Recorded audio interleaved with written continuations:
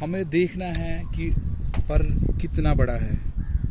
जिस हिसाब से पर की विकसित होगा ना, जिस हिसाप से पर विकसित होगा उसी हिसाब से हम इनके जो है ना ये सेंटर से ऊपर यानी 75% छोड़ देना है और 25% हमें काटना है। तो उसी हिसाब से, और इन परों को काटने से क्या होगा, पर पटाई से पहले इनको काटने से ये होगा कि कबूतर के जो ज़ोर है ना बढ़ जाएंगे कुंदों में, क्योंकि वो कोशिश करेगा ऐसे ही परों से उड़ने की। फिर जब इसकी परपटाई होगी, दुम निकल जाएगी, तो उससे फिर इसको बहुत ही ज़्यादा फ़ायदा आएगा जब इसके ओरिजिनल पर होंगे। अस्सलाम वालेकुम फ्रेंड्स, होप आप सब ठीक हो और मज़े में हो।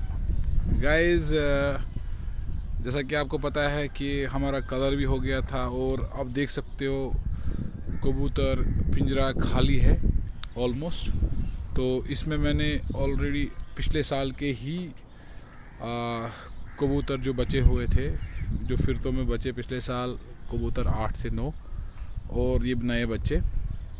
गाइज़, अब आज मैं आपको बताऊंगा इनको कैसे बचाएं हम, क्योंकि हम बेशतर क्या करते हैं, हम कबूतरों को क्योंकि हमारे यहाँ पे कश्मीर में मैं ख़ास तौर पे कहूँगा कि हमारे यहाँ पे खाली 4 महीने होते हैं उड़ाने के लिए, क्योंकि हमारे विंटर्स स्टार्ट होते हैं ऑलमोस्ट अक्टूबर से ही हम कबूतर बंद करते हैं। अक्टूबर, नवंबर, दिसंबर, जनवरी, फरवरी, मार्च, अप्रैल, यानी 7 महीने करीब हमारे कबूतर बंद रहते हैं, क्योंकि हमारे यहाँ पे बाज बहरी का बहुत ही ज़्यादा वार होता है। देखिए, आप देख सकते हो पहाड़ मेरे घर के साइड भी है। जैसे यहाँ से कबूतर 3 उड़ेंगे तो वहाँ से 10 फैल्कन आ जाएंगे, तो बहुत ही मुश्किल से कबूतर को बचाना पड़ता है।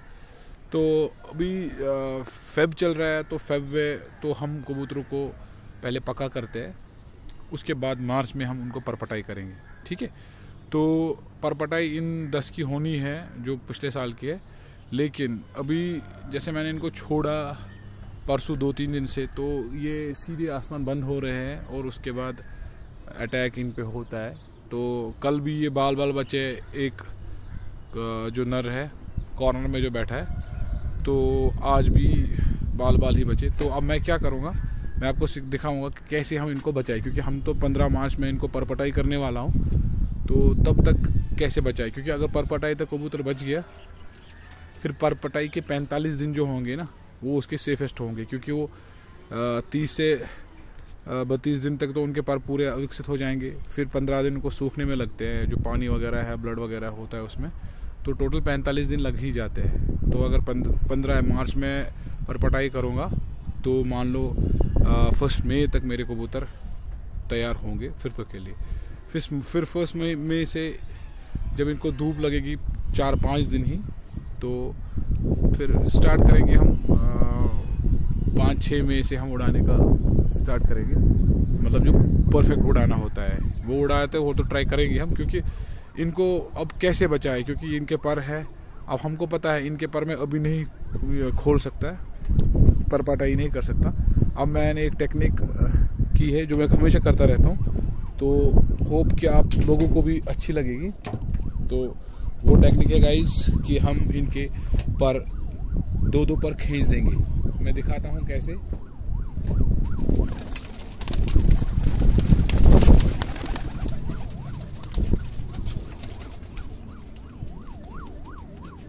गाइस, ये हमारी मादी है।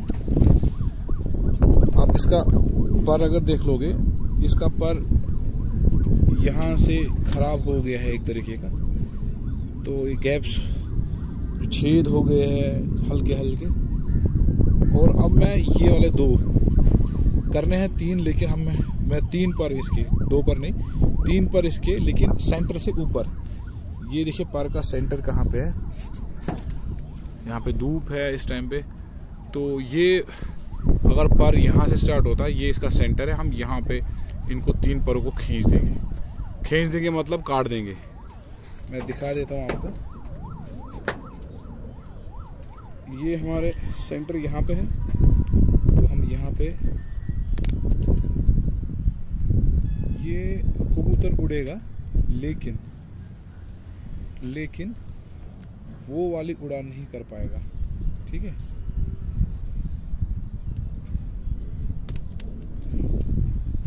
इस कबूतर में मादी में मैं भूल गया, इसमें एक्चुअली हमारे 3 पर तो हमने खींचे, लेकिन इसका जो ये वाला पर है ये ऑलरेडी निकल चुका था। अब मेरे को अब याद आया, इसका हमने 3, लेकिन इसको देखिए कबूतर इजीली उड़ पा रहा है, ये चक्कर वगैरह मार देगा, लेकिन आसमान बंद नहीं हो पाएगा। ठीक है, अगर ये ऊपर थोड़ा जाएगा भी, ये 10 गिरे मारेगा, 10 गिरों के बाद ही ये थक जाएंगे, सीधे गिर जाएंगे।